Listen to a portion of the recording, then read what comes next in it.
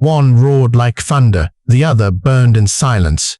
Yet both beat with the same heart, the same rhythm of defiance. It was not power that won, but precision. It was not rage that moved the storm, but the quiet intelligence of those who turned weakness into a weapon. Ukraine struck both the heart and lungs of an empire, using machines smaller than men, guided not by muscle but by code and calculation. This is not a story of destruction, it is a story of awakening. The battlefield no longer belongs to the loudest cannons, but to those who master the invisible, signal, data, and the pulse of modern equipment. Though before the next dawn breaks, ask yourself what truly defines strength in this new era. Subscribe and stand with those who fight not with hatred, but with intellect, the soldiers of the future. Before the sun could touch the edge of the Black Sea, the night itself seemed to tremble. The air above Feodosia shimmered with tension, a silence so deep that even the gulls refused to cry. Then came the flash, one, then many. The first wave of missiles screamed through the fog, carving light into darkness. Russia had fired first, their confidence echoing through the thunder of launch tubes and the glare of caliber strikes. For a heartbeat, the harbor became a theater of chaos. Steel clashed with flame, and every reflection on the water looked like a falling star. Yet within the storm, another rhythm began. A quieter, colder rhythm. From the clouds above, Ukraine's Su-27s sliced through the night sky, their electronic jammers humming softly, blinding enemy radars like the eyes of a man struck blind by his own torch. The counterattack unfolded with chilling precision. Neptune missiles arced from distant launches, weaving through broken signals, hunting their prey by fragments of sound and shadow. Below the surface, unmanned submarines cleared invisible mine corridors. Above, UAVs painted faint trails of light across the smoke, each movement synchronized like the breath of one organism. Then silence broke again. The first Neptune struck. A Russian escort vessel erupted in orange fire, the explosion tearing the sea apart. The second hit followed, igniting a chain reaction along the docks. The steel fortress of Feodosia, once the pride of the Black Sea Fleet, was no longer a fortress. It was a furnace. Amid the inferno, Ukrainian unmanned surface vessels emerged from the mists. Small, angular, unyielding, they skimmed the burning waves, guided by distant operators who could see every ripple, every spar. Each vessel carried shaped charges, not to sink, but to cripple. One by one they struck the hulls, slicing propeller shafts, freezing the fleet in place. When the fire settled, only the sound of boiling water remained. The Black Sea reflected a sky of smoke. Within 15 minutes, Feodosia had turned into an iron graveyard. Far from the flames, a Ukrainian commander whispered through his headset, "Phase 2, begin." No victory cry followed, only the steady hum of data streams and the whisper of machines reloading for the next strike. The age of blind artillery was over. What remained was precision. What remained was intellect. What remained was the evolution of modern military equipment.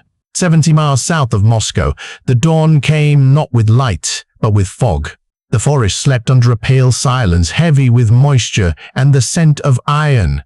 Beneath the dripping canopy, small machines crawled forward, robotic sappers, their lights dimmed to pinpoints. They moved with human caution, guided by distant eyes and pulses of encrypted signals. Every vibration, every breath of wind was measured and mapped. Far above, Russia's patrols stirred. The thrum of Ka-52 alligator rotors cut through the fog like the blades of a reaper. Rockets screamed into the trees, tearing apart nothing but plywood ghosts. Decoy drones painted with reflective coatings, spinning propellers loud enough to fool radar. While Russia wasted its firepower on illusions, the real soldiers crept closer beneath the soil. Checkpoint. 22 a visual, on target, a voice whispered through static. A column of Ukrainian T-84 tanks waited in the darkness, engines muted, their camouflage streaked with mud and frost. Nearby, Vilka M launchers stood like silent titans, their targeting systems glimmering faintly in the night. When the signal came, the forest itself seemed to inhale. Then the horizon burst into flame. Explosions rolled like thunder. Checkpoint 22 vanished under a wave of light and dust. Through the smoke, small silhouettes on dirt bikes surged ahead, fast, reckless, precise. They were the spear point, weaving through the chaos toward the pipeline. Behind them, FPV drones zipped low between the trees, their operators breathing in rhythm with the machines' hearts syncing to circuits. The Russian response was instant. Cluster munitions rained from BM-30 Smersh systems, and Lancet drones dove from above like silver knives. But Ukraine had already broken the pattern. Their MiG-29s streaked through the haze, releasing decoy flares that blinded the S-400 radars, while Su-30s skimmed the treetops, launching anti-radiation missiles that hunted signals instead of men. Within moments, the great eyes of Russia housed the Nebo M stations went dark. The battlefield fell into eerie silence. Then came the whisper of a single command: execute. A Reebok drone no larger than a hawk glided through the fog, tethered by a fiber optic line as thin as hair. It hovered over the heart of the pipeline, then dropped. The earth convulsed.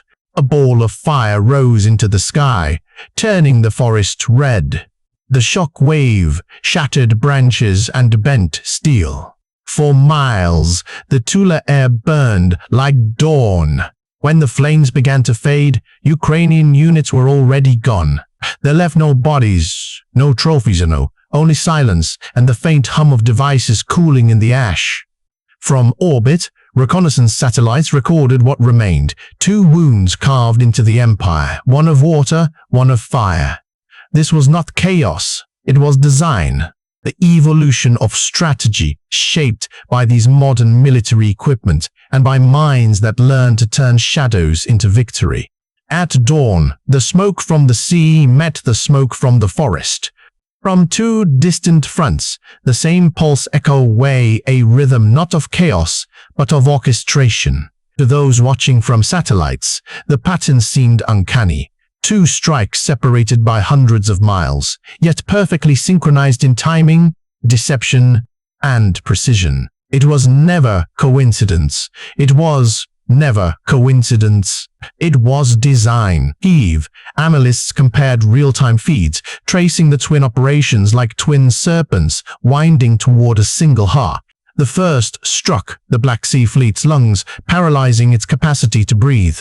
The second cut the artery that fed Moscow's armies. Together, they created a vacuum or silence where once there had been thunder. Russia's might still loomed vast, but its rhythm had been broken. The empire moved in straight lines, predictable and heavy, dependent on chains of command older than the men who served them. Ukraine moved differently. It thought in fragments, adapted in moments, and struck from angles unseen. Its network of UAVs, decoys, and digital warfare wove chaos into coherence. This was more than battle here, it was a conversation between philosophies. One side trusted mass and legacy, the other trusted data and speed. One wielded history, the other invention. In command bunkers, soldiers watched their screens glow like constellations of war. Every dot of light was a drone, a signal, a fragment of intelligent speech, each carrying the quiet heartbeat of a soldier somewhere in the field. The war had changed shape. For the first time, machines no longer served as mere tools. They had become extensions of instinct, the mirror of human intellect under fire. The term weapon no longer meant a cannon or a gun age. It meant decision, timing, and code. In this new doctrine, victory did not roar, it whispered. And every whisper carried a message. Power without precision is blindness. As the sun climbed over the Black Sea, waves reflected the light of burning oil like molten glass. In the Tula forest, Embers still glowed where the pipeline had been. The twin fires marks not only a tactical triumph, but the birth of a new era, one where generals would fight not over land, but over information. Somewhere far from both battlefields, a Ukrainian officer looked at the silent screens and murmured, almost to himself, "They will call this day a victory." But it is not victory, it is evolution. The statement drifted through static, merging with the hum of servers, the low tone of encrypted radios, and the heartbeat of machines waiting for their next command. War had entered a new age, an age of thinking shadows.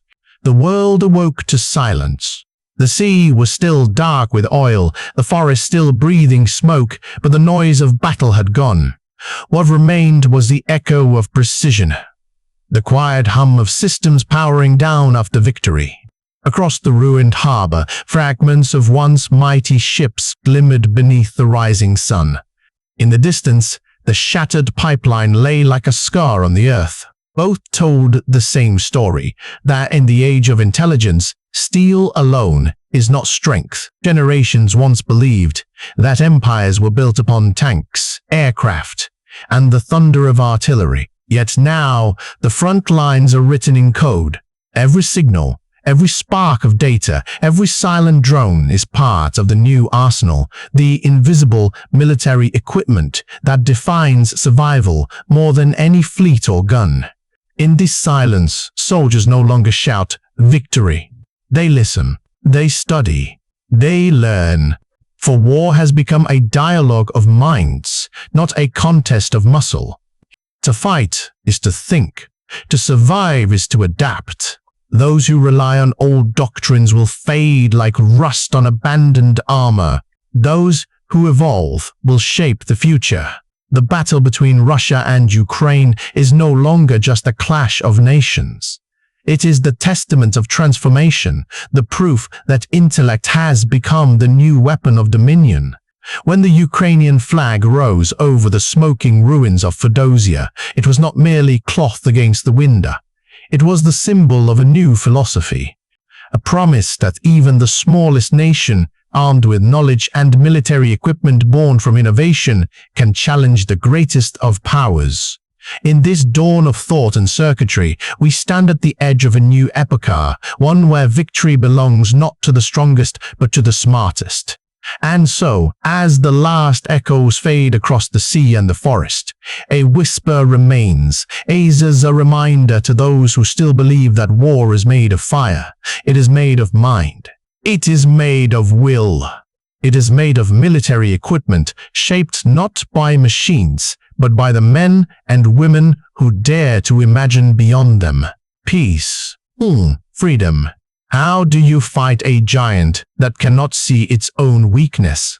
In less than a single night, two distant horizons lit up the black waters of the Crimean coast and the frozen forests south of Moscow.